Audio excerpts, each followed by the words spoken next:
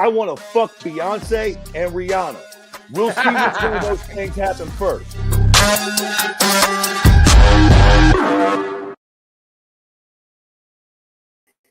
Guys, the last time you'll see that intro, ladies and gentlemen, we'll have a brand new one for next year for sure. It's gonna take me a week or so to get it done. But welcome back to Keyboard Warriors, presented by CageSide.com. My name is Eddie Law. It's Fred Kirby. On our last show of the year, our 2024 MMA Awards show, we have our picks ready to go. We're gonna just put them up there, discuss them. Oh shit, Jesse in the chat. What's up, boy? God damn, Jesse. Right. That's a name I ain't heard in fucking years. You need to first of all. He is. No one has embraced the salt and pepper look like Jesse has. I don't know if you've seen him lately, but he's got the whole gray hair, like gray in the hair, Listen. gray in the beard. He stopped using it like just for men and shit. Like he's doing his thing. Listen, I feel sorry for Jesse. I used to break his balls all the time when he was on the show. You'd see fucking Jesse and think he was 67 years old. Come to find out, he's like 29. He's young as fuck. Jesse's not that old to look like that. He's had a rough life, son. Jesse be stressed out. That's what having fucking 16 kids and a wife will get you, though. Shit, man. He stays busy with it. So, anyway, Jesse though, old school shit right old there, school. son. Old school Jesse. Some people don't know nothing about Jesse. Jesse did this show with us for years. I ain't lying. Mm-hmm. Yeah, no, 100%. All right, we're gonna get right into it, ladies and gentlemen. Let's talk about 2024. Our 2024 awards are pretty basic, kind of like everybody else does for the most part, a couple of different ones. But we're gonna kick it off here with Fighter of the Year, male fighter. Slow down. I'm throwing a monkey wrench right in your shit from the jump. All right. So here, before we get into any of these bullshit ass awards, overall, how would you rate the fucking year? Just ballpark 2024 combat sports, not just MMA, not just the UFC. So that includes all the Jake Paul shit. That includes the fucking Terrence Crawford fights, the goddamn fucking Tyson Fury and Alexander Usyk shit at heavyweight. How do you rate 2024 overall in the combat sports world?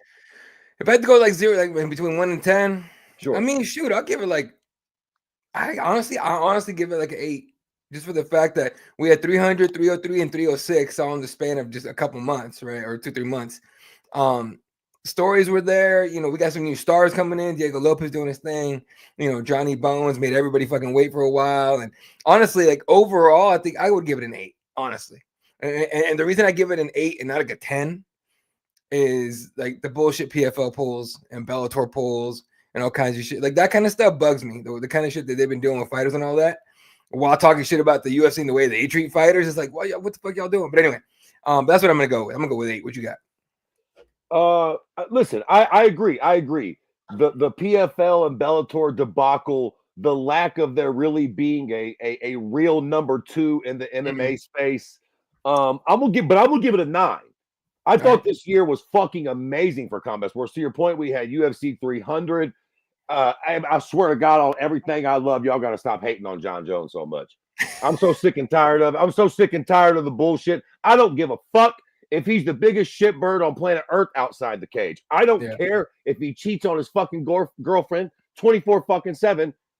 That's not what the fuck we're judging him on. We got to watch the greatest fucking fighter of all time compete. And again, I say it every time, but any of you fucking twats that watch fuck off with the Habib shit.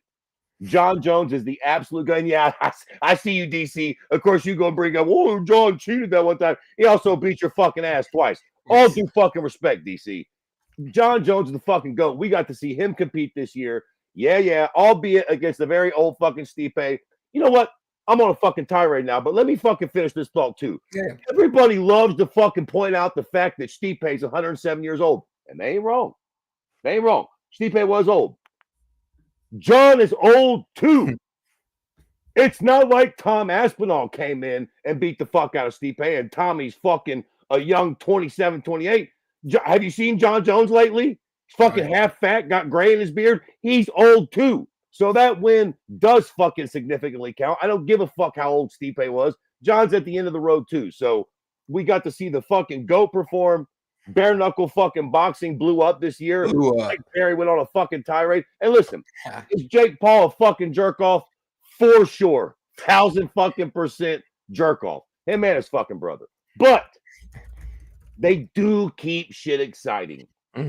Was the Mike Tyson fight a fucking shit show? All the way down to Mike actually showing his fucking bare ass to half the fucking planet? Absolutely. But the point is, half the planet watched. Jake fucking Paul knows how to put fucking eyeballs on goddamn fucking screens, and he's fucking real good at it. And then again, the Tyson Fury Alexander Usyk. Listen, I know none of us planned on fucking Alexander Usyk being the fucking heavyweight king of this generation. Fucking rubs me wrong too. My goddamn horse was Deontay Wilder. America got fucked in this whole process, but it is what it is. The little small Ukrainian prick happens to be the greatest fucking boxer of our generation, and now we know it to be a fucking fact. There's no doubt about it. I don't give a fuck what Tyson Fury says. He lost that fucking second fight. He lost the first fight. Yeah. Alexander Usyk is the fucking, the first fucking undefeated or fucking, heavyweight linear in a long time. Linear, yeah. Linear, whatever, yeah. But no, so what do you think of that real quick? What do you think of that fight? Because we didn't even talk about it, but I watched it. I was up in a cabin up north with my family doing early Christmas with them, but I did get to watch it, and it just looked like I don't know what the hell Fury's talking about. He thought he won more rounds. I'm just like, dude, are you tripping? Yeah, I mean, listen, it was a close fight. Fury had his moments. He looked good in moments, but yeah, he fucking lost. Like, what the fuck are we talking about? He for sure lost the fucking fight. I mean, again, all that being said, great boxing matches. Terrence Crawford looked fucking incredible. Was this year the year that he fought Errol Spence? I think so. Pretty sure. Was that this fucking year? Pretty sure. If so, then yeah, fucking huge year in boxing. Has to be. Oh, it was massive in boxing. A lot of that credit goes to Turk. Yeah. Oh no, that my bad. That was 2023. Okay, fair enough. But nonetheless, been a fantastic year overall in combat sports. Not quite a 10 to your point, not the perfect fucking year, but a fucking good one, man. A fucking good one. Just as JBJ is the GOAT after that last performance. There's no getting around it, man. There's no getting around it. I mean, again, they gonna do this Tom fight. And then we'll really see. But again, I think it's kind of unfair to really judge John by that fight. It's probably his last fight. Tom is super young. If Tom does beat John, I mean, don't get me wrong, it is what it is. But I don't know. I just feel like you almost got to judge on a curve as these guys get fucking older, man. That fucking matters. You can't still judge John like it's the guy that fought fucking Machida. He's fucking not, man. He's 1 or 2 fights away from the end of his career, too. No, 100%. No, you're right. And as people don't want to talk about it or whatever, but okay, real quick, because Frederick brought this up, because I was kind of irritated about this too. How do you think the brass handled Stipe's retirement? They could have showed Stipe a little more love. Do you mean like as leading into the fight, or like after the fight, giving him a little montage or something? I would say after, because they did a montage, but if you remember, the card after that one was in like fucking, was it Riyadh? Or is it no, it was Macau. It was in China. So they gave him his fucking little like montage at like 4 a.m. in the States. Nobody saw that shit. You know what I'm saying? Like, that bugged the hell out of me, because I was like, dude, that guy is the greatest heavyweight champion in UFC history. And this is what y'all waited till the week after. You knew he was gonna retire. Have it fucking ready. What are we doing? That bugged the hell out of me. Yeah, that's dropping the ball a little bit. I mean, what are you gonna do? Yeah. They could have probably done a little better there. They had it ready for Michelle Watterson. They had it ready for all these people. And we had the fucking spear this year. Fucking love it or hate it, that was still a fucking crazy, crazy year for combat sports, bro. Crazy year. And the shit part, we're more than likely never gonna get that again. UFC's not spending. They're not spending that $20 million to do a show like that. No way. He only did that out of spite because of the whole MGM hotel thing, or the whole MGM Resorts thing with T-Mobile. But you know what? You alluded to it earlier. Turkey Al-Sheikh changes the game, dog. Like everyone's on their toes right now. On one hand, you're right. Like, on one hand, you would think like they'll never do a show like that again. I tell you what, I think they will. And I think it'll be because somebody like Turkey Al-Sheikh, probably him, will come in and just be like, fuck it. How much is it? Yeah. 20 million? We literally paid Anthony Joshua like fucking quadruple that to just get thunderstruck twice in a row. Like, hey, Turkey's just gonna be cool. We just won't give PFL no more money. We'll throw it away. Yeah, like literally, like they'll eventually, like, I think it might be a while, but eventually that shit will happen. Some people just have so much money they really don't know what's fucking good for them. So Frederick said, I thought that Sphere was amazing. I say so much better at home on the TV, though. Honestly, for your pocket, for sure. It was pretty fucking nice. It was pretty cool, even like watching on TV. Even for real. But Gabriel Gonzalez was there for Cageside Press, and he was just like, dude, it was crazy. Like inside, like it just tripped you out. I'm like, Oh, fuck. I can imagine. Yeah. Anyway, all right, let's get to it, man. First, we just the usual like everyone else fucking does. Right. First war of the year, fight of the year. We're gonna go with one male, one female. Male fighter of the year, Ilia Topuria. For me, this guy, dude, to do what he did, to become champion the way he did, knocking out Volkanovski, and then to knock out Max Holloway too on the same calendar year, like that's insane to me. It's crazy. No one's ever done that. No one's ever finished Max Holloway like that. No one's I don't think anyone's knocked out Volkanovski outside of Islam, right? So it was Islam, and then he got knocked out by Ilia. But this guy's like taking the whole place on fire. Say what you want about him copying the McGregor game plan down to the fucking chest tattoo, but it worked. It worked pretty damn well. He's still going. Now, as long as he veers away from the cocaine habit and everything else, he's good to go. But so far, so good. He's quickly becoming one of the bigger stars in the UFC, and you could potentially see him be even bigger, especially once they do UFC Spain this next year. Yeah, I mean, first off, on the like allegations that he's like McGregor, like I really think people be hating, bro. Maybe a tiny bit, but not really, dog. Like, really, him and McGregor ain't nothing alike, really. No. Like, I was around for McGregor. First off, no shade to Ilia Topuria, but McGregor will probably never, like, what he did when he did it, like, it's not even really comparable. Ilia would have to go to Spain and, like, fucking starch Islam. Like, put Islam to sleep with one shot type shit to even come close to where Conor, like, it's just different, to be fair. And Ili's got a little mouth, but not like Conor. No. Like it's just like that's a really sort of a goofy comparison for real. Like tiny bit maybe, but y'all be doing too much. Now, that being said, there's really only two fighters for this, right? There's only two guys. Oh, sure. There's fucking Ili, and then there's fucking Alex Pereira. Now, Alex Pereira had one more fight, but I think it's an easy fucking, you get the fucking gist. He beat lesser competition.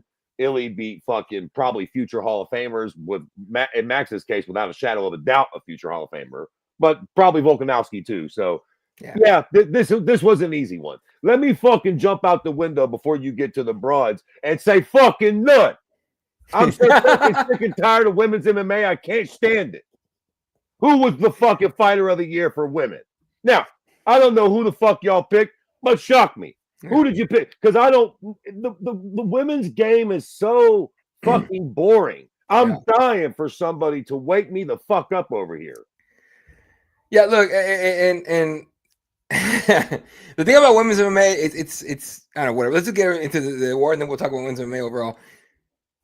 Dakota Ducheva, and the reason I say that, and not Kayla Harrison, is because Dakota fought 4 times in 1 year, and then I think she won she finally became the champion and won the tournament.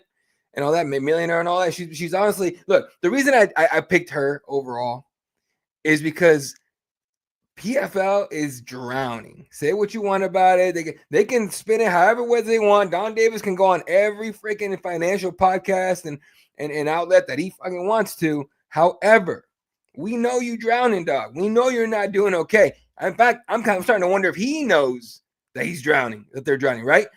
And here is your golden girl. I'm not going to call her Ronda Rousey, but he's the equivalent of Ronda Rousey for PFL. Like, if Don Davis was smart, which I don't think he is as far as being a promoter goes, right? Someone else needs to do that job. But as far as being a promoter goes, he doesn't know what the fuck he's doing.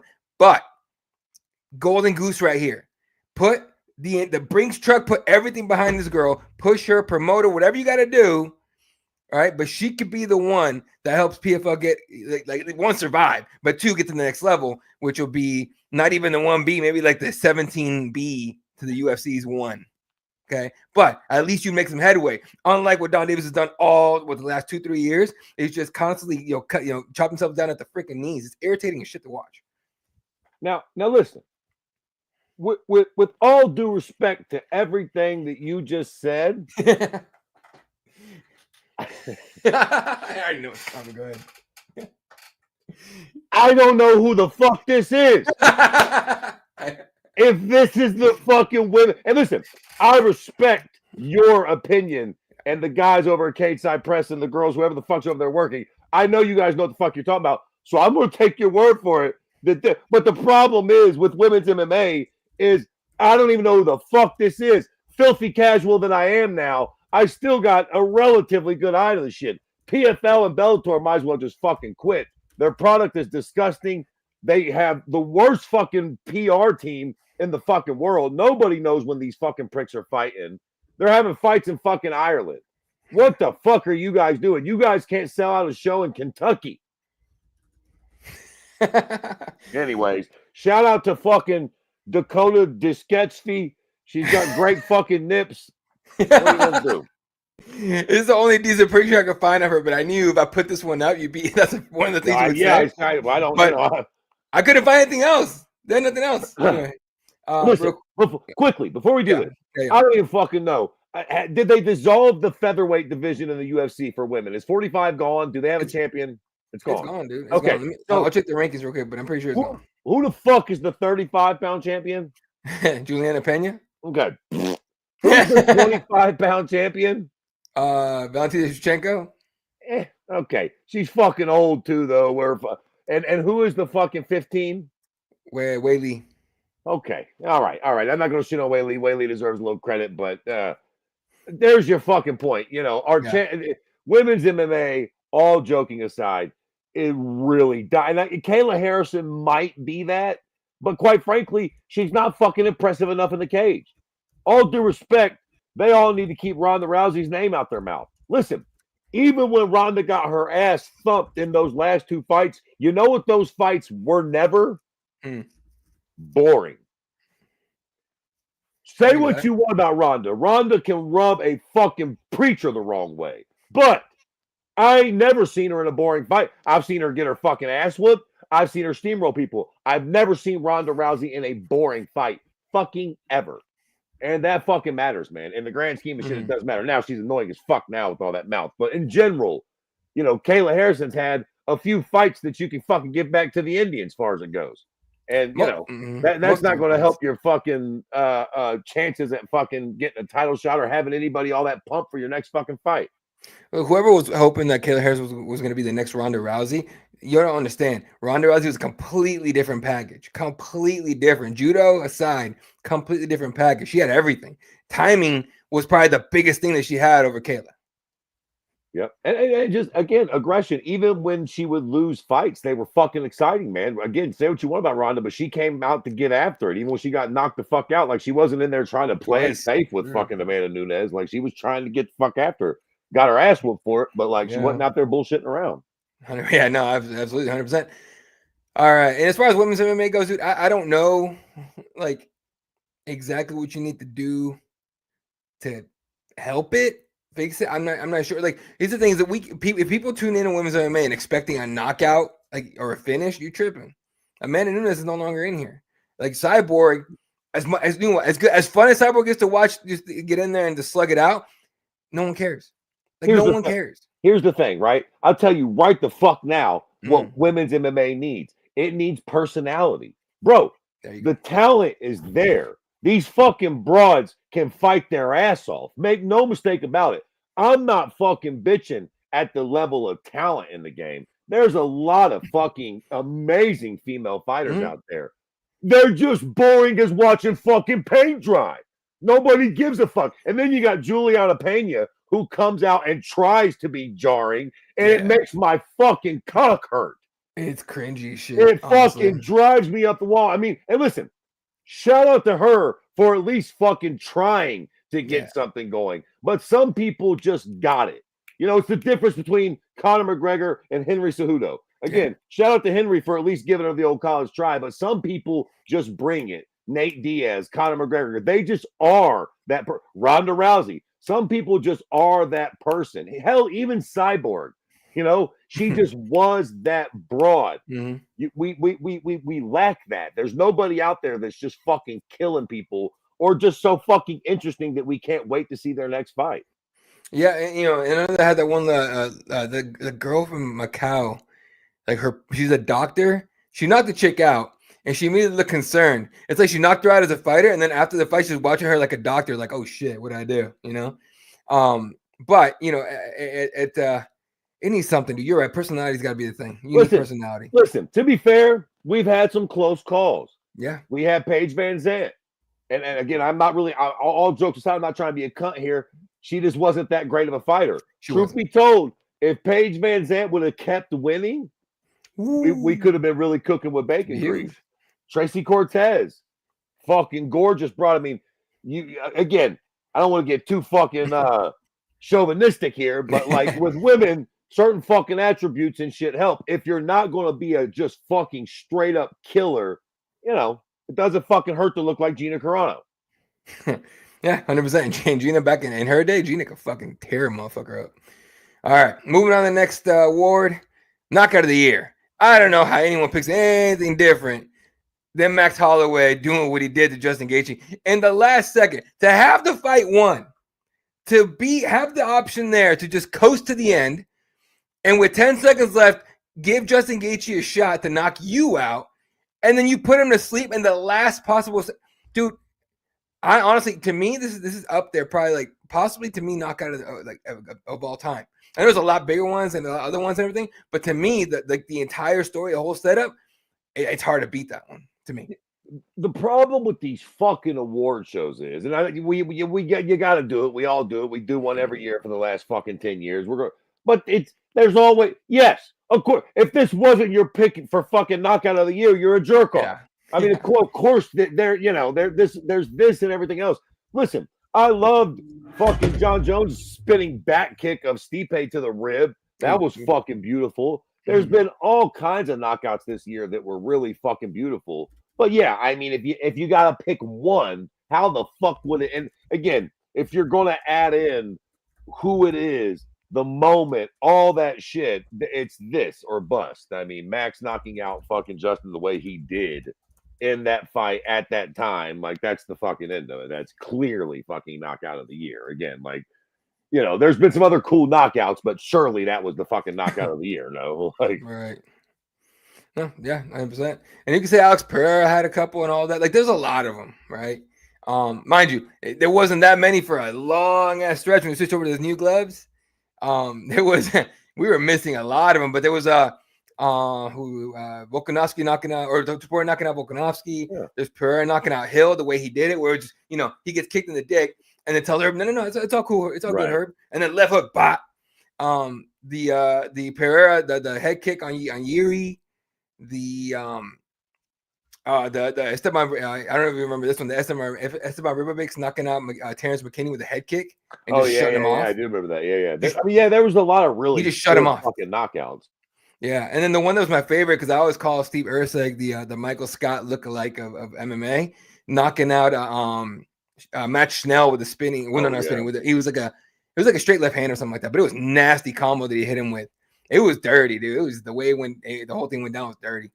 So yeah, honestly great. This was the one though. To your point, this is up there with like greatest knockouts of all fucking time. Oh, yeah. This is like top 5, top 10.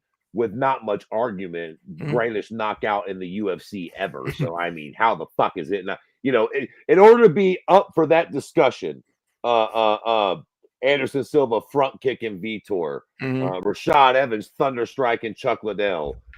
You got to get knockout of the year to be in that top 10 contender fucking category. You had to be the knockout of the year that year. This is for sure that knockout for this year. What the fuck, like. There's no doubt about it. This will go down in history. Yeah. You ain't going to catch shit, Rick.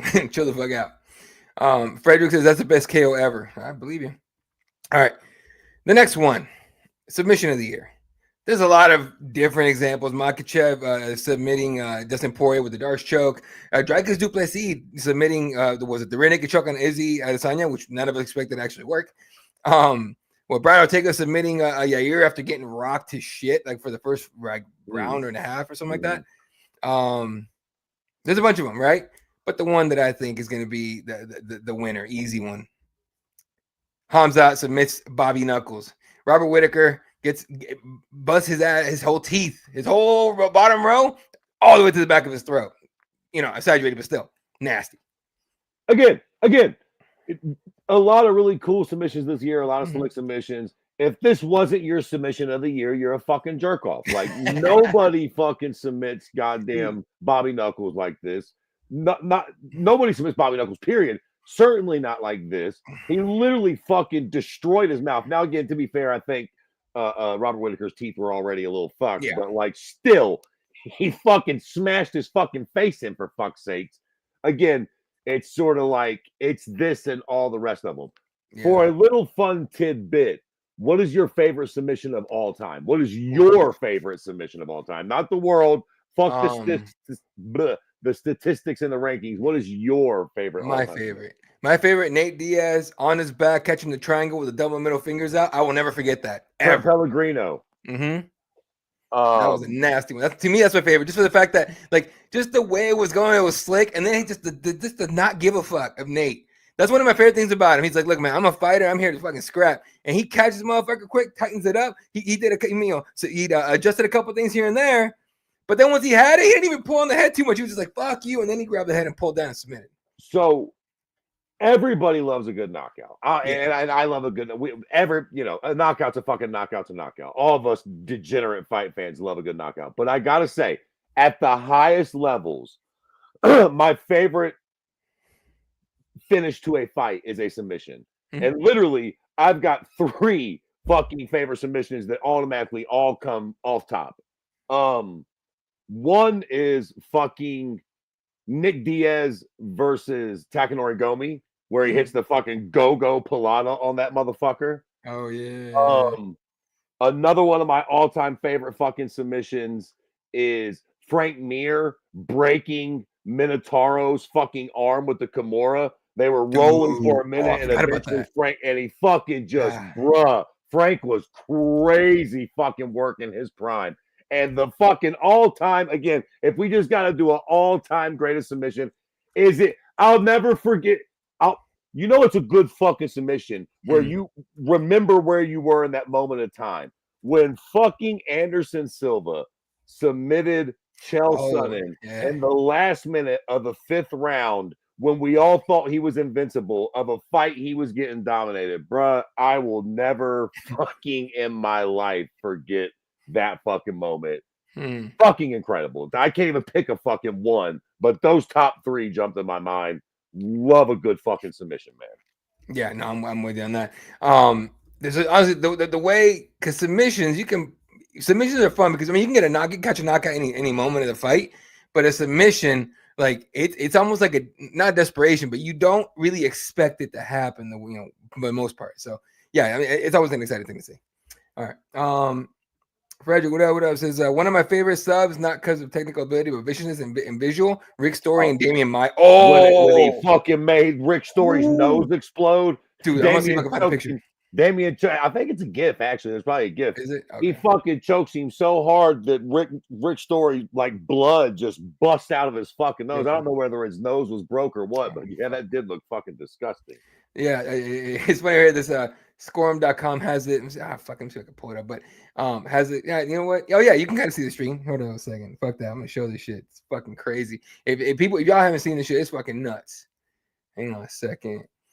There you go. You see this little stream of blood coming out the side right there. Oh, what the fuck? Why didn't it popping out? Whatever. But yeah, there you go. Prime Damian-Maya was nasty too. Prime Damian-Maya was a tough customer. The one thing Damian-Maya did that fucked it all up was fall in love with his power, with knocking people out. Mm-hmm. That was the issue. Mm-hmm. Yep. You know what I mean? Yep. Had he not done that, I think he's a champion. But no, we'll never know now. All right, moving on, dude. MMA event of the year. There's a lot of them. Most of them, to me, most of them are UFC events. Let's be honest, okay? Like nobody puts an event on like the UFC. You can, make a case for the PFL 2024 championships because it was like a massive card in Riyadh. The PFL with Bellator champs was supposed to be this huge thing back in February, and it kind of fell flat. In my opinion, kind of fell flat. Like the names were there, performances didn't really, to me, match up.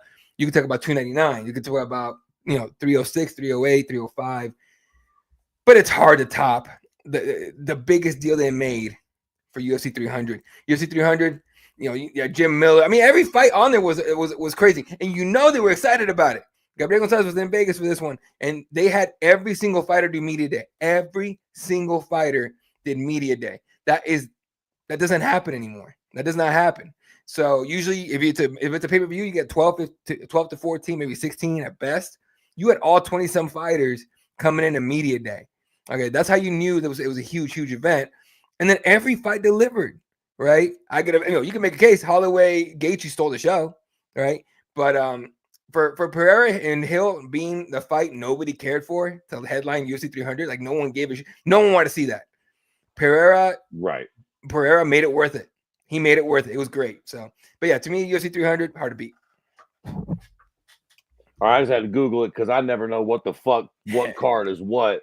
Yeah. But we had alluded to it earlier. I guess it was 306. The fucking the spear card. Yeah, the spear card. Yeah, fuck off, bro. That was there.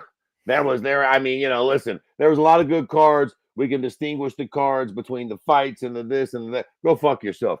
To your point, the spear is like a one and done. We might not never get that again. That shit was fucking incredible. Yeah. Were the fights the greatest? Not really. But still, it was the fucking most unique MMA fucking show I've ever seen in my life. And with all due respect, I've been watching MMA longer than a lot of you cocksuckers have been alive. So, trust and believe that was a special fucking show. Again, you can't make the fucking fights do what the fuck they need to do. You know what I mean? Sometimes the fights ain't exciting as they were on paper. It is what fucking is. It is what it is, dude. So, if you guys remember the card overall, shit, I just had it up here. The fuck. First fight of the night with Davidson Figueiredo against Cody Garbrandt. Figgy submitted him in 2 rounds, and then Bobby Green and Jim Miller went at it. Andrade Marino Rodriguez went at it. Well, Nathan went kind of with the nasty knockout of Jalen Turner, which I didn't expect to happen, honestly. Yeah. And then the regular prelims was like Diego Lopez knocking out Sadiq Youssef. Kayla Harrison submitted Holly Holm in the fucking prelims. Aljo and Cater. I mean, it's all in on. And then, of course, the main card, Bo Nickel and Brett. That's the one fight I didn't care to see at all in that whole card was Bo Nickel because I'm kind of sick of Bo Nickel personally. Not because he's born or anything, but because everyone kind of like builds him up to be something he's really not yet, and he's starting to believe it. And now he's getting mad when people call out the fact that he's not that dude yet. So, oh shoot, dude, check out this old school Raider. What is good?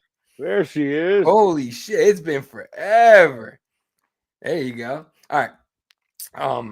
But yeah, a lot of fights in that card were just disgusting. It was nasty. The whole card was fun. I don't know anybody. I don't know anyone that bought tickets that to actually go. And I know a bunch of people that went, but I don't know anybody that bought tickets to go that spent a bunch of money that regretted it because it was honestly a great event. So, all right, moving on to the next one.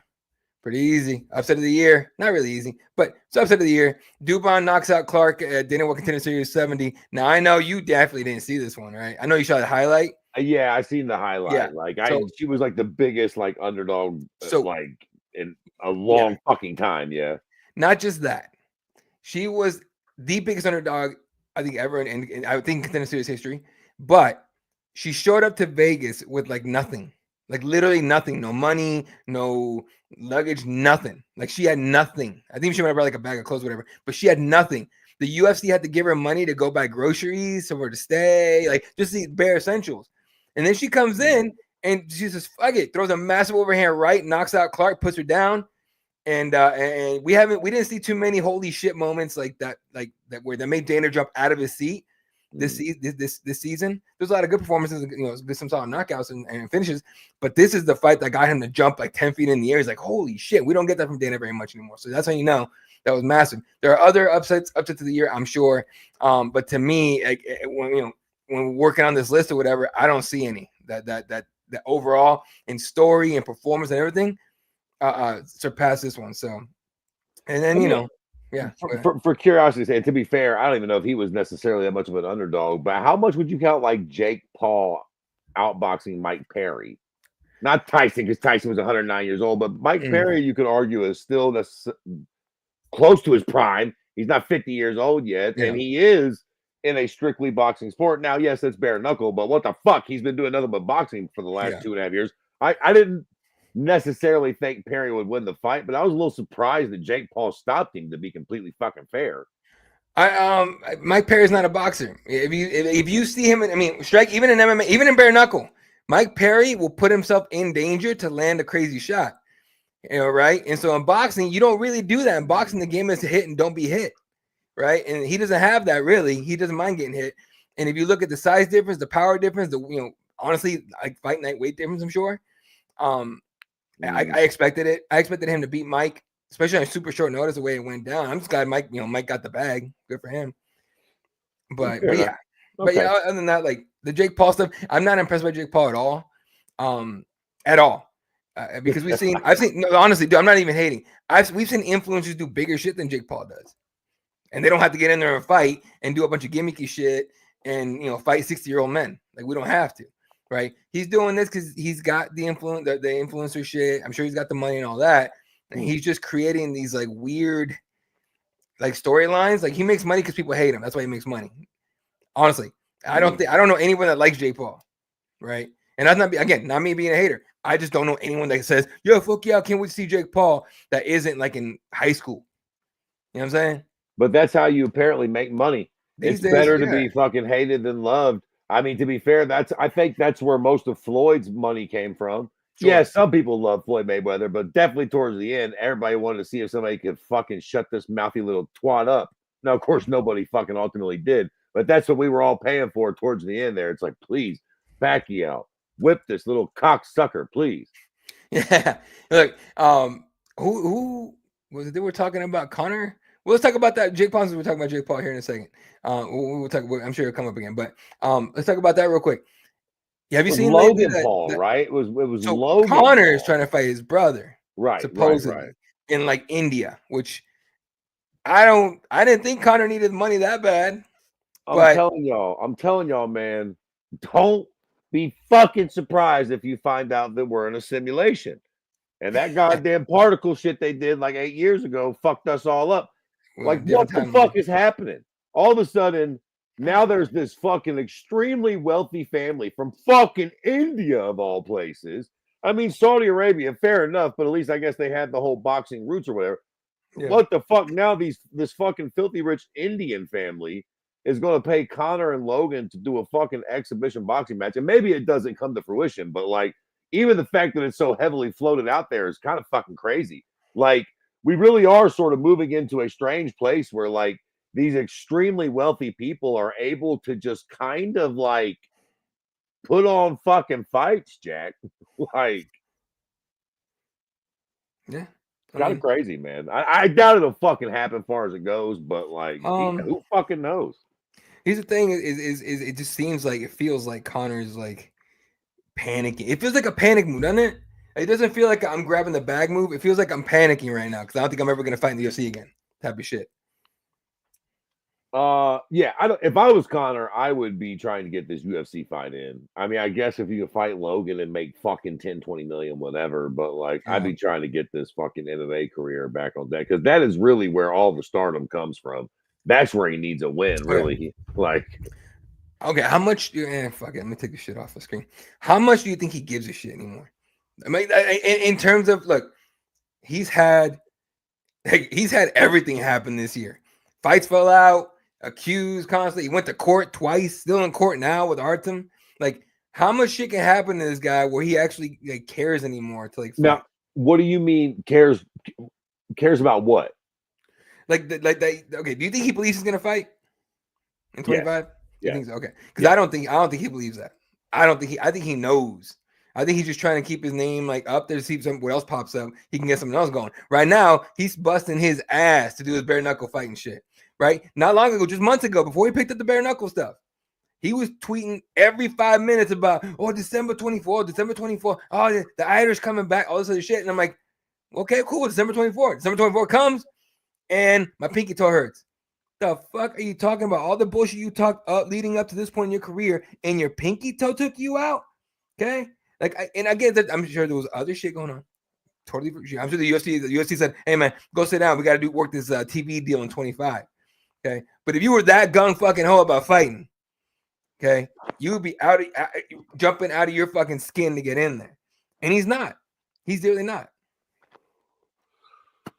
So here's the deal. At this point, I think I wouldn't say that Conor's going broke in any way, but I do think he could use an extra fucking 10, 15, 20 million. And he could do a bunch of bullshit here and there. He can maybe do another movie or something, but his bread and butter is going to come from a fucking fight, from an MMA fight. Again, he can go box Logan Paul. He might get a little bread there. But what's really going to get eyeballs back on those fucking screens is a fucking fight in the UFC. I'm Joe Jerkoff. That's a fact what I just said, though. So surely him and his fucking people know it. So make no fucking mistake about it. They're planning on getting back in that goddamn octagon again because they fucking gotta. They need to. Well, they have to. The Ferrari fucking boats and the houses and the fucking mistresses and the whores and the fucking lawsuits and the, he's got a lot of money, but he's not exactly fucking Turkey Al Sheik over here. He's eventually going to have to go fucking work for a living. Now, here's also the thing that his fucking team and him know. He's not completely washed yet in the court of public opinion. We might think he's a fucking piece of shit, but if indeed he does make that walk, we will all watch. Oh, and sure. He knows it. Will it be as big of a deal as it would have been fucking 2, 3, 4 years ago? Well, probably not. But he's not so far washed out that like nobody tunes in. If and when he does make that walk, say they book him against Dan Hooker. There have been mumblings about that. Let's say they just do it. You gonna watch? Fuck yeah. Fuck yeah. Even Jesse. Yeah. Even Jesse, he'll put all 37 kids to bed. And I guarantee you, watch MMA in a year fucking guarantee you, Jesse will be front and fucking center if Connor's little short fucking funny Irish ass actually walks out there and fights fucking Dan Hooker. Like he will, we will all tune back in just to see, okay, what does Connor really have left in the tank? Because we don't know. We all assume he's pretty fucked. And I think, listen, even as a Connor nut hugger, it's not looking good for his fucking career. Like, it doesn't look like he's going to come back and win any titles. But he was about to fight Michael Chandler. Michael Chandler just fought fucking Charles Oliveira. Charles Oliveira's in line for the title. So let's not make it seem like Connor's still not one straight left hand away from being in the discussion. Sure. They put him in there with Dan Hooker, and he actually starts as Dan. We're fucking cooking with fucking bacon grease. So he's not. So we're there. I do think he'll fight. He needs the money. And most importantly, the interest is still fucking there. You'll see that little Irish prick in 2025. And it won't be against fucking one of the Paul Dicks in India. It'll be in fucking Las Vegas against maybe Dan Hooker, to be fair. For some reason, I feel like the Chandler fight's just destined to not happen at this point. I didn't like the Chandler fight from the get-go at all. I didn't want to see that fight at all. Like, all right, yeah, it's cool. Like, because I think Conor would have picked him apart the way he did Eddie Alvarez. He's too small. Like Michael Short, I know he's strong. I know he caught Tony with a fucking up kick that he never throws. You know what I mean? He hasn't been in his wrestling, but he hasn't really like leaned on it too much. Okay, yeah. So I think Conor, if he's even 60%, maybe 50% of who he was, I think he picks him apart. We'll make it look easy if he's 50%. Okay, if he's 100%, he picks him apart, makes it look easy. Yeah, okay? For sure. And just the fact that we can even still remotely have that discussion means that, like, there's still interest to see Conor fight. Right. Now, he doesn't have a ton of time. We don't got more year. That's why I think he for sure will fight, because it's got to be first quarter, dude. It's got to happen soon, man. It's got, or the interest is starting to fucking wean. He is actually starting to get old. He might actually be washed at this point. Yeah, I know Dana said late 2025. I'm like, please don't. Nah, bro. It needs to be summer, bro. It's got to be now. It's got to be first quarter, second quarter. So yeah, for we'll sure. see. Frederick says, I don't think Conor fights in the UFC again. He doesn't even have any interest in that. He seems more interested in fighting elsewhere. I mean, maybe. I mean, look, we'll see. I'm sure he's got options right now. He can do a boxing match. He can do bare knuckle. He can do whatever he wants. Well, easy there, cowboy. He can't do it. He's still signed with the UFC. He'll do whatever the UFC wants. Sure. If they want to loan him out to India for a billy, they might do that. But otherwise, I can tell you what right now what Conor does. He fights in the fucking UFC. See Randy Couture. Buddy, one thing, listen, if you're signed to a contract to the UFC, you can fucking hang it up. Now, I guess there's these sunrise clauses or whatever stunt that Ngannou pulled. You might be able to pull that little stunt. Short of that, your funny ass ain't going nowhere. The UFC will not be beat in court. Like, if you got that championship clause, unless you got a sunrise clause or a sunset clause, whatever the fuck that was called, you ain't going to goddamn place. That includes Conor fucking McGregor. Yeah, there you go. All right, moving on to the next category. Let me make sure I fucking remember. Oh yeah, fight of the year. Plenty of fights of the year this year. A lot of people pointing to A lot of people pointed to Gaethje Holloway. I feel like a fight of the year should be more back and forth than that. That was more like a Holloway one-way ass win. People, for some reason, point to Makhachev Poirier. That, again, doesn't make sense to me. You know, Poirier spent most of the time trying to not get his back taken. Then he got his back taken. No, he didn't. He got dark stroke. But anyway, Gamrot Hooker was up there for sure. That was a good fight. Pereira Roundtree, again, it was a one-way ass whooping. So I don't get people picking that. So for me, Noche UFC had this badass fucking fight. Daniel Zellhuber against Esteban Ribovics. It was a badass scrap. Zellhuber knocking down Esteban early. We thought it was gonna be over. He rushed him, and then Esteban putting him on skates, and Daniel surviving in the like. He looked like a dude that was like 80 drinks in on a fucking Monday morning trying to make it to work, and he's just bouncing off the walls at work trying to get shit together, and he fucking made it through the fight for the most part. Yeah. Yeah, no, bro, I agree with you. If you're taking out of consideration being a title fight or any of that sort of shit, it's just like what was one of the funner fights to watch this year.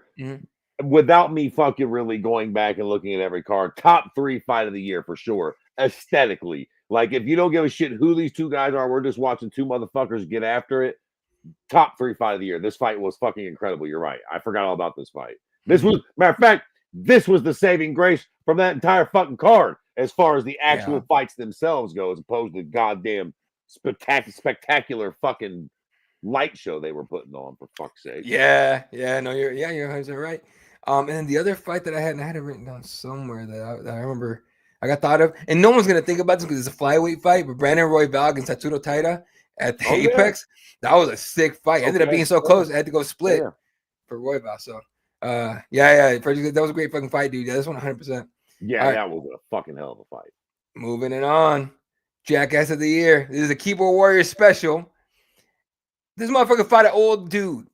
Okay, this annoyed me. This irritated me so much that he fought Mike Tyson, that even like set Mike Tyson up to do this shit, and then kind of complained about it afterwards. Okay, he beat out Conor McGregor and all his bullshit.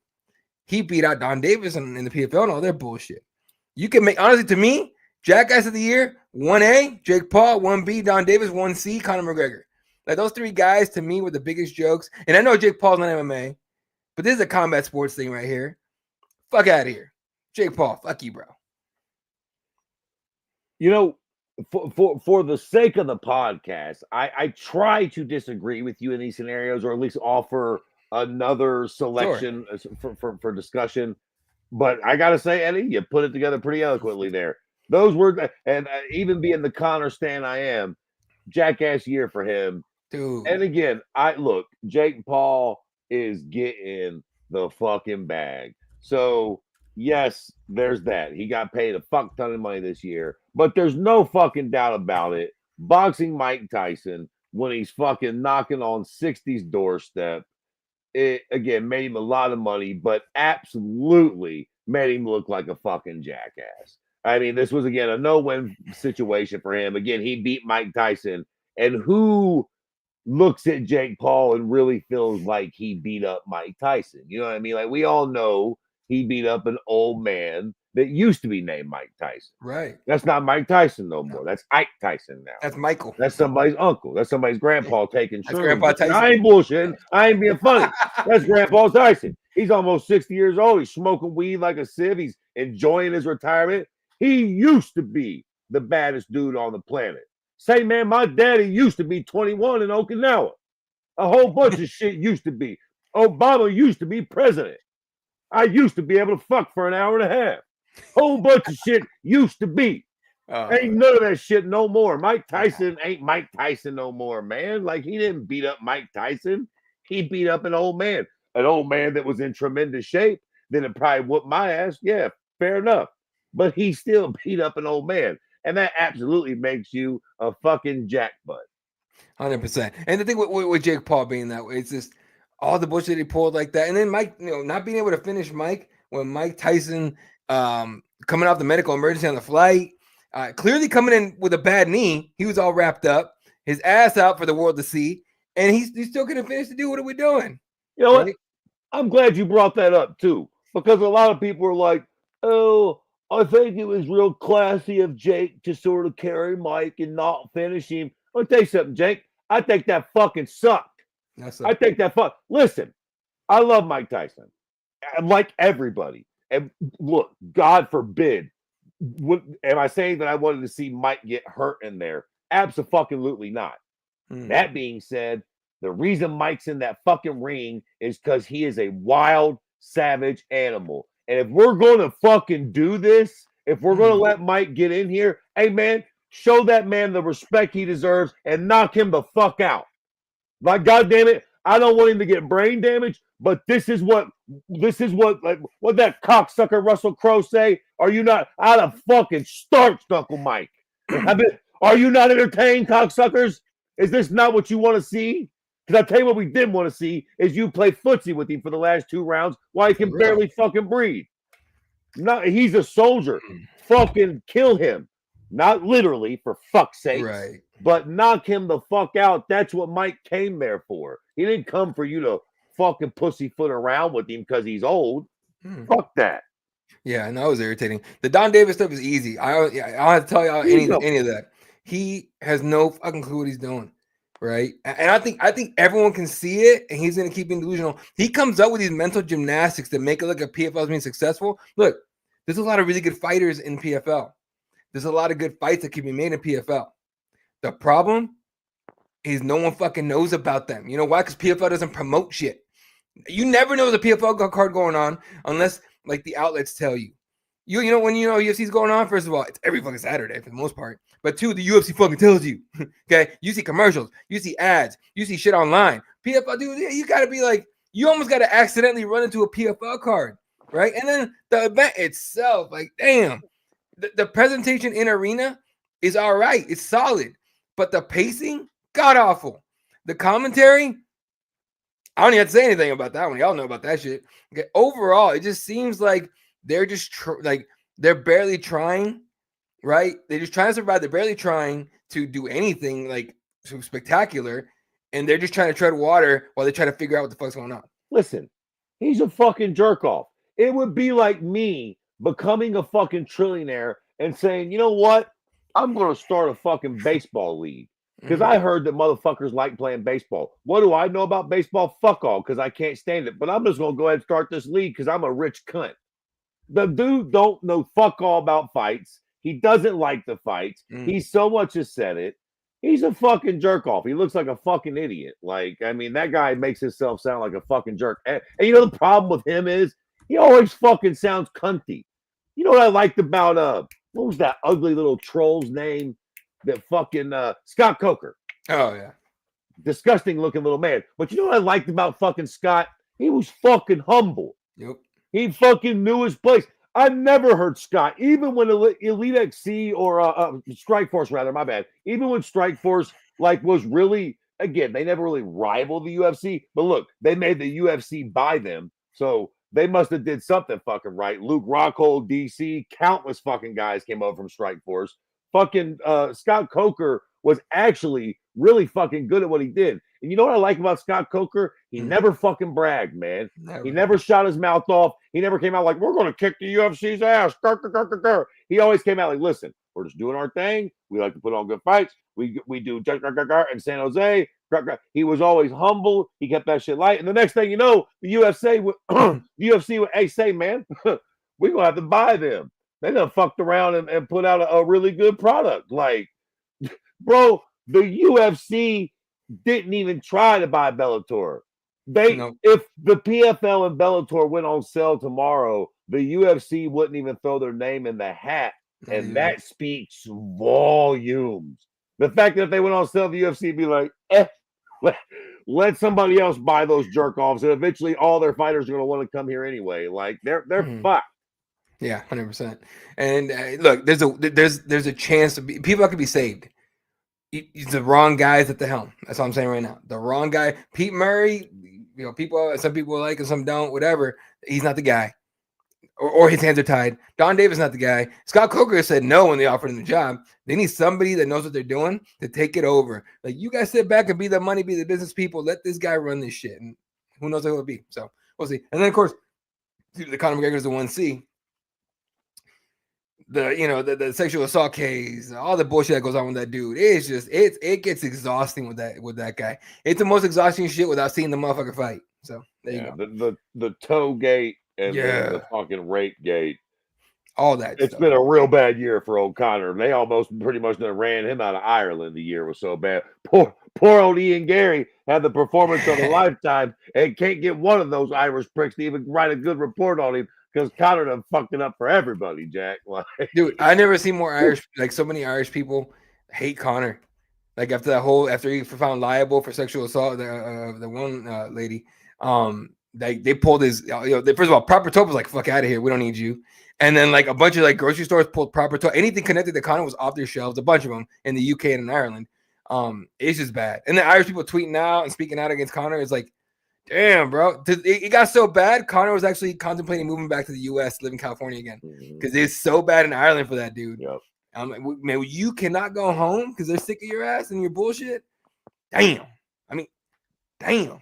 Bad year. Yeah. Hey, I'll say this much. El Chapo, you know what that is, right? El Chapo, the fucking cartel kingpin or whatever. Yeah. That guy, back in the day, Pablo Escobar, you know what those two fuckers could do? Go home.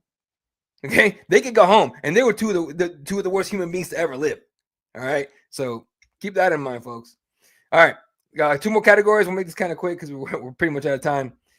Feel good story of the year, and I'll just make this quick. Francis Ngannou, say what you want about the boxing stuff. Say what you want about the fact that it was probably a pretty big fucking mismatch against Renan Ferreira on his return to MMA.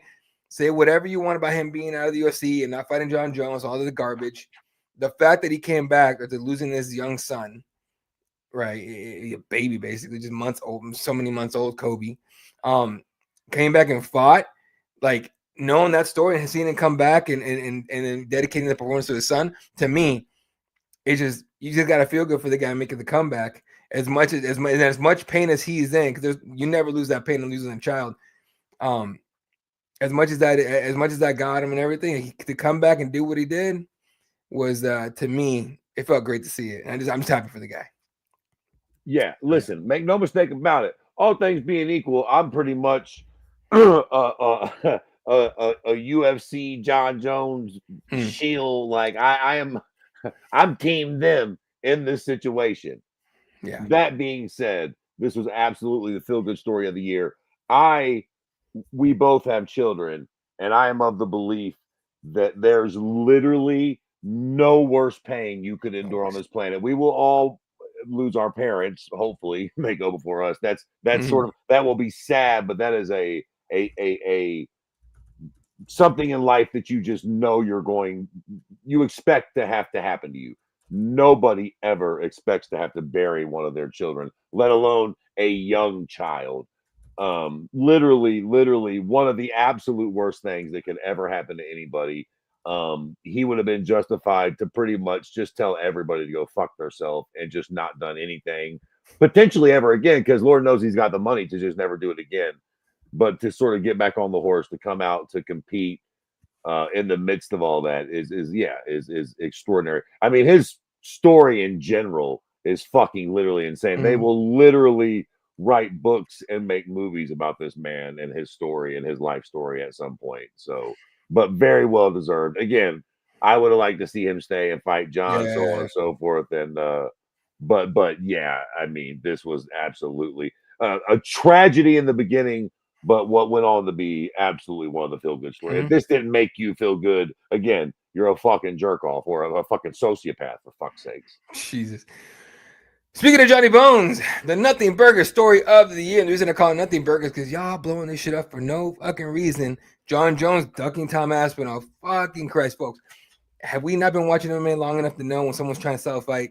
Have we not been around long enough to know that John Jones is the GOAT and he doesn't duck people? He makes smart business decisions. He's not stupid.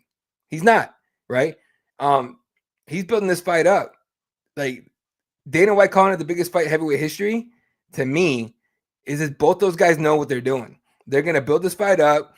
Everyone's going to tune in to see Tom Aspinall knock out John Jones, whether it happens or not, inconsequential to the actual fight get made. All right, and they're gonna tune in to see John Jones cement himself as the GOAT and walk away on top. Probably walk away on top. Either way, I think it's stupid. Okay, like, he's building the fight. Quit complaining. Yeah, in my opinion. The only thing that I have seen John do in this whole situation that bothered me was bringing Pereira's name into Yeah. it and being like, oh, well, maybe I can fight him, and that might mean a little. Nah, that's the only thing where I'm completely off board. John, shut the fuck up. Because here's the thing. I agree with John. Again, I don't know whether it's the fucking picograms or the fact that John has been rubbing people wrong forever because he sort of says he's a Christian. He's been such a hypocrite. I don't know why people just cannot wrap their mind around the fucking greatness we're seeing with this guy. And this is potentially his last fight in what will go on to be the most historic career that fucking combat sports has ever seen, you fucking jerk offs. Again, fuck off with the Floyd shit. Floyd fucking, Floyd was great for fucking maybe fucking 6, 7, 8 fights there. After that, he fucking picked and choose. He got Canelo way fucking early. He got Pacquiao way fucking late. Shout out to Floyd, but John Jones is the greatest fucking combat sports athlete of all fucking time, Jack. Since motherfuckers have been holding up film and keeping fucking track. He's the fucking GOAT. That deserves a little respect. If he says, hey, man, I don't know what I want to do. I want a huge fight. He deserves that. And yeah, I hate these little fucking keyboard warrior twats who have been watching MMA for fucking 4 years or since Connor fought fucking Nate or whatever the fuck. And they're like, Tom's the next guy in line, Tom. Yeah, we know that fucking jerk off. But this is John fucking Jones, you idiot. And it's his last fight. And if it comes down to it, Tom will be the fight they make and it'll be big or whatever. But again, all jokes aside, people are like, Tom is this and Tom is that. Tom's the next guy in line and he deserves a fight. Tom's not a star. Tom's not fucking close to a star. Not yet. If he beats John, we might be heading that way. Tom ain't even as fucking popular as Michael Bisping was at Michael Bisping's fucking arch, let alone a Brock Lesnar or a Minotauro Nogueira or a Fedor. One of these guys, that's what John wants. Now, to be fair, we don't have any of those guys anymore. But I just want to throw out there that I understand what John says. John's wanting, that's why he took the Stipe fight. Right. Yeah, it wasn't the same. Stipe's too old. We missed it. But he wants that name. And Tom's not that fucking guy yet. Again, who's Tom's best fucking wins? Sergey? Yeah. Fucking Curtis Blades? All due respect to them, there have been some fucking prestigious heavyweights, and John was around in their time. So again, I get it. We don't have none of those legends left, but like John is justified in being like, yo, who is this fucking kid? All you jerk offs are like, fight Tom Aspinall. And again, that's probably what we're gonna get because that's the best we got. But I get John sort of being like, I don't know. Like, who the fuck is this kid? Who the fuck is this kid beating? He's got a fucking interim belt for beating fucking Joe Jerkoff. That, well, these guys are the, I mean, again, I like Tom Aspinall. Yeah. I think he's done all the right things. He's a real good kid. He's just doing it. He's doing all he can fucking do. So I ain't fucking mad at Tom. He's trying to get the fight. Tom's doing exactly what he should be doing. But so the fuck is John.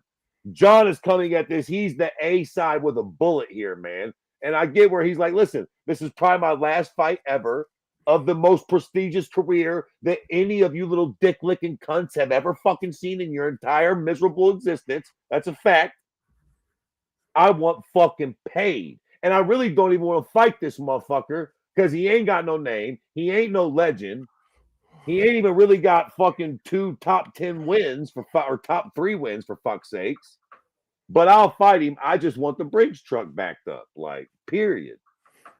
And Frederick says he might be the star if he beats John. Thought John was a GOAT. Right. But you're not a star now. That's the thing. Right. If they go into this fight, don't get me wrong, Tom's got some heat. But again, John has been around to see the likes of a fucking Nogueira, Frank Mir, fucking, heavyweight is down on stars now, but it used to have Brock Lesnar, guys who really fucking moved the needle at heavyweight. Hell, Kimbo Slice was a major fucking draw at heavyweight. Not a great fighter, but like a draw. Again, I like Tom Aspinall, and he, don't get me wrong, but this fight will do big numbers, but Tom's not exactly some massive draw. Even in England, he's not like that big of a deal yet. Again, I don't want to undercut him.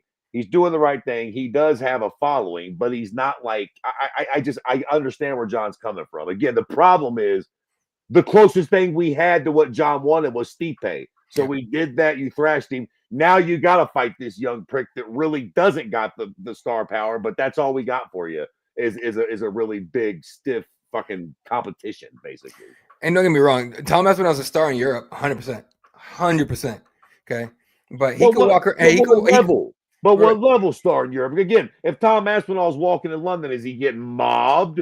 Is he getting mobbed downtown like a soccer player, or is he more popular in London than Illy is in Spain? Bro. More importantly, he could walk around the States anywhere he wanted, and no one would bother him. Fair.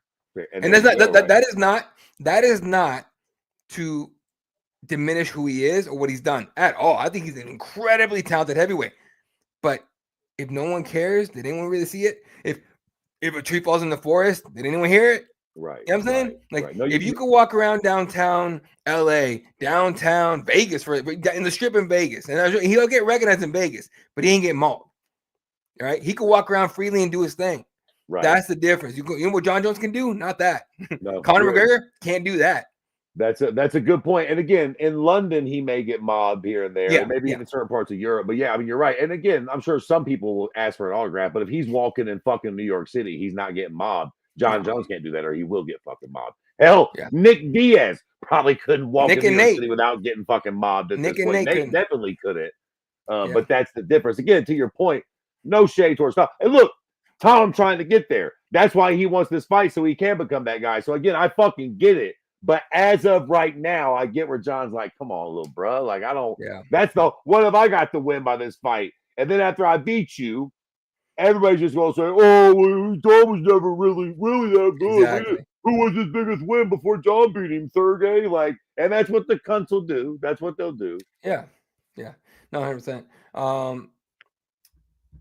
Yeah, but they're in shit around like you're saying, which is so strange. I thought those are big talented fighters. So what the fuck is the UFC up to?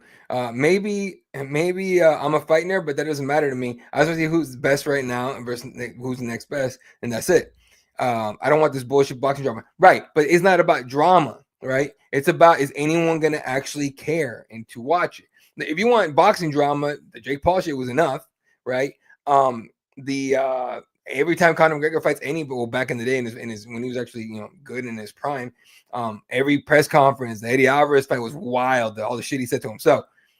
It's not about drama. It's about you gotta. I mean, honestly, okay, let's say it is drama. There's got to be a story behind it. You can't just be like. I mean, you could just be like, oh, whatever, put this this fight together. Then you're just doing whatever. And listen, just to boil all this down to one point, here's the important. Here's the important part. John will fight Tom Aspinall. 100%. That's gonna happen. If John does fight again, it's gonna happen. They'll have to back the Brinks truck up, but he will fight Tom Aspinall. So if John refuses and drops the belt, we will revisit this discussion. And again, 100%. I mean, it still only hurts him to a certain degree. But I think when push comes to shove, I think John's just too competitive at the end of the day. The dude had enough money to fuck off years ago. I think he is driven to prove that he's that good. And again, at this point in their careers, Tom will be a very, very formidable challenge for John. You can make the point that he would be a challenge no matter what, but John is definitely a little old now. Tom's right there in his prime. That'll be a fucking hard fight for John to win. And I'll tell you right now, John is going to get paid the biggest bag in UFC history to fight Tom Aspinall. If you think he's not going to take that bag, you're tripping. It's going to happen. And Frederick, I'm with you. Honestly, he says, honestly, I'm in it for the sport. I don't give two shits about who has more followers. 100%. 100%. Right? It's totally a business thing for the most part. But we're talking about John's reasoning for not taking the fight before Stipe or replacing Stipe with him. Right? Well, I don't necessarily mean more social media presence. Brock Lesnar might not have had a ton of followers, but he sold pay-per-views. And that's what John wants to do, sell pay-per-views. He's getting a taste. Yeah, he wants to sell fucking 2 million pay-per-views. Can a fight with Tom do that? Maybe promote it properly, maybe. But let me tell you something. If, again, whatever the fuck, I hate playing fucking what if, but if you could get back to when Brock was in his prime and do Brock versus John, fucking mega.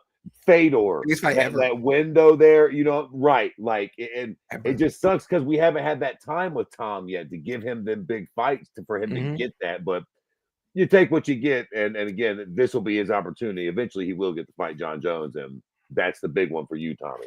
It'll happen. It'll 100% happen. I can't wait, and I can't wait for it. I think it's gonna be a fucking crazy fucking fight, and it's gonna happen either in Vegas or New York. There's nowhere else to put that fight. So, and again, if you're John Jones, if I'm John Jones, this is the easiest fight in the world to take. Oh yeah, because it's all fucking it's all good. Win-win. If I do get beat again, it's my last fight. I'm up in division, and this guy is the heir to parent. Like, he can do it all. So fuck it, I'll lose one. If I even take this kid the distance, it's almost not no. Okay, let me be fair here. Nowhere near the Mike Tyson thing, but it's almost like if this fight goes, yes, John is John, but we low key like.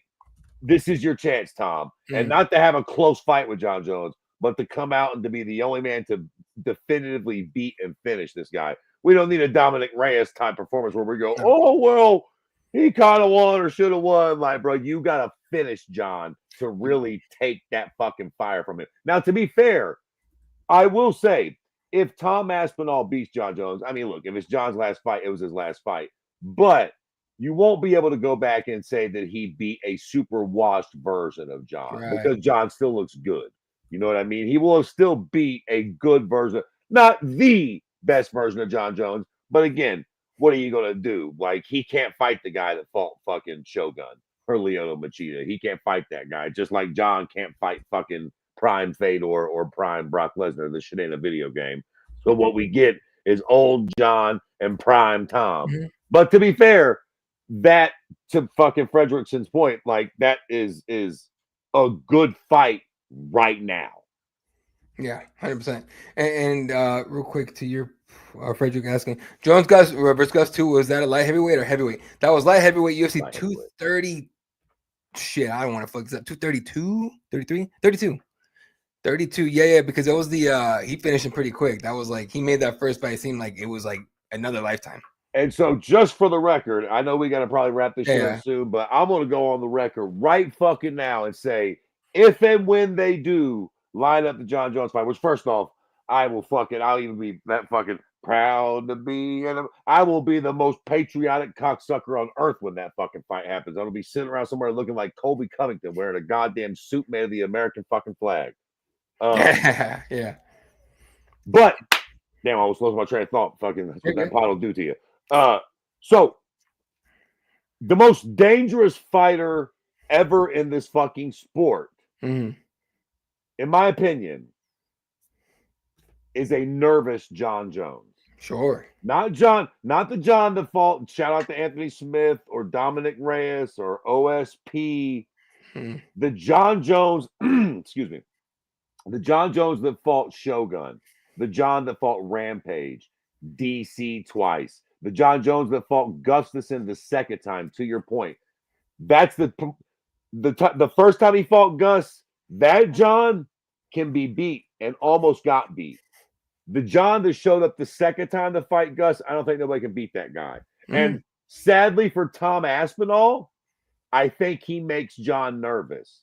Sure. And that's a bad thing. I think Cyril Gahn made John nervous, and you see what happened to him. I think Stipe, in his heart of hearts, made John a little nervous. A big guy can thump. Yes, he's old, but what the fuck, right? To be fair, Stipe still lasted 4 fucking rounds. Tough fucking guy.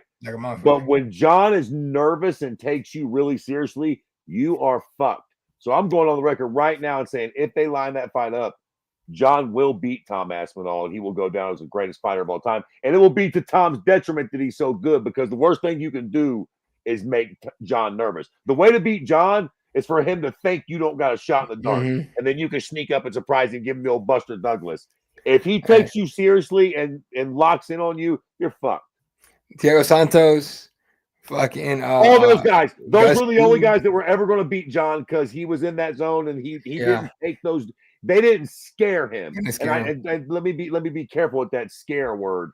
But they didn't make John take them super seriously. If you do that with John Jones, you are fucked. If he takes you, if he really hones in and thinks that you can actually beat him in a fight, you're fucked. Yep. All right, folks, it's gonna do it. 2024, a wrap here in about 3 more days. It's a wrap. Yep. Fucking y'all go out, stay safe, do y'all thing and everything. We'll catch you guys in 25. Real quick for Cageside Press, we are coming out firing. I will be at the first event of the year at the Apex in Las Vegas. Sure, it's an Apex card, but it's the first one of the year, so fuck it. 311, Gabriel Gonzalez, and then we just keep it going from there on. So big things coming up for Cageside Press and Keyboard Warriors in 2025, including a new intro, hopefully, that I don't fucking forget to do it and all that shit. So appreciate everyone tuning in. What's up? We gotta start. We are both very busy. We both have children and shit. And until this shit can start fucking paying the bills, it's really hard to devote a lot of energy into this. But what I would like to say on air, on fucking while we're here, I want to start interviewing fighters again. We can do that separate of this. They don't have to be big fucking names. I just want to bring fighters on and talk to them and try to provide something a little different in this space. I don't know exactly what that is yet. Me and you will hash that out behind the fucking scenes, but I want to start doing fighter interviews again. I feel like a lot of the fucking interviews that people do with fighters are boring. They're uptight. They're always the same fucking questions. And to be fair, I feel like it's always the same fucking fighters too. It would be cool to go out and get some of these more interesting, unique personalities from jiu-jitsu, bare knuckle boxing. I've seen some fat fucking Thai prick that like smokes cigarettes and beats the fuck out of people. He's called fucking Blob Tan. You know, like fucking Rod Tan, but Blob Tan. Yeah. I would love to try to get a hold of some of these fucking creeps and then bring them to Keyboard Warriors, and we can call it something else or whatever. But like, I would like to start interviewing fighters in 25. So yeah, we'll get on it. We'll get on it. All right, folks. It's been a hell of a year. We'll catch you guys next year for another year of shit talking and MMA talk and all that stuff. So shout out to everyone tuned in. Frederick, thanks for hanging out tonight. Raider, it was cool to see. Good to see you, Jesse. And everyone that tunes in, we love the hell out of you guys. We appreciate all you guys' support. Keep bringing it in 2025. We're bringing you guys more shit. For myself, Mr. Fred Kirby, the entire team over at Cageside Press, I'm Eddie Law. Good night and good night, Wilshire.